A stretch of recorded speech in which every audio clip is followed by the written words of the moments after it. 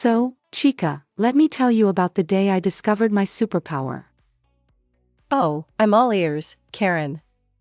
What's the superpower of yours? Uncontrollable hiccups. I can hiccup the alphabet faster than anyone. Karen, I don't think that counts as a superpower. Well, it may not save the world, but it sure can annoy my noisy neighbors. Haha. Leave it to you, Karen, to hiccup your way to revenge.